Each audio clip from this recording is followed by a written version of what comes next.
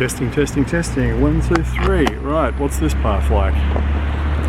Well, it's built out of short concrete slabs with large joints between each slab, so it's quite bumpy as you go over each joint, that's for sure.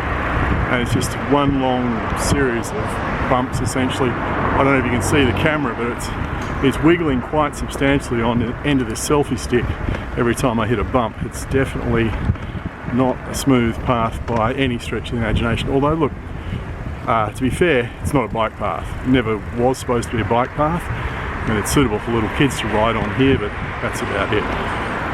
The annoying thing is though, it could have been a shared path. So there to my left is a parking lane and a bike lane, and I've ridden in that bike lane hundreds and hundreds of times, and I'm here to tell you it's terrible. Not because it's badly built or anything. I mean, it's a nice smooth bit of asphalt. It's a hell of a lot smoother than this. The problem is you're sandwiched in between parked cars. Obviously not today, but if there's sport on over here, then this parking lane is full of parked cars, and you've got a risk of being doored by people getting out of their cars and not looking, or people like that who just are speeding around here and they cut the corner. And they cut the corner so often around here, you can see the paint has been worn away very substantially, or almost completely, on all the bends. Which means when you're cycling around here, you're quite used to having drivers in the bike lane in front of you or behind you, which is just nuts.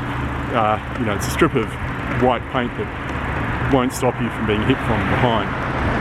So what council should have done is done a bit of coordination between the bike plan and the pedestrian plan, or footpath plan, and you know, put some money together from a couple of budgets and turned this into a proper shared path. And then they could have taken away that on-road bike lane there and either made the parking wider, or made the road lanes wider, or made the bike lane on the other side of the road wider. You know, a whole lot of good stuff could have been done if a little bit of coordination and thinking had been done, if a bit of joined up government had been done. And clearly that hasn't been thought about. So we've ended up with a footpath which is not great, no improvement to the bike infrastructure, and a lot of money spent. Does that sound good to you? There's going to be people watching this that don't appreciate the risk of dooring, so I thought I'd stick a couple of videos in here just to illustrate what that's like. And here we are on this stretch of road prior to the new path being installed, and you can see what it's like riding along here when there's cars parked. There's not a heck of a lot of room. Essentially you're riding right in the door zone, as this very careless driver illustrates. And thankfully she was getting into her car rather than out of it, so I had plenty of warning that was coming up and I was able to get out of the way. And you can see along here that when drivers are opening doors, you have to get right out of the bike lane in order to avoid the door. And if you happen to not have the room to get out of the bike lane, well, you're going to have a crash.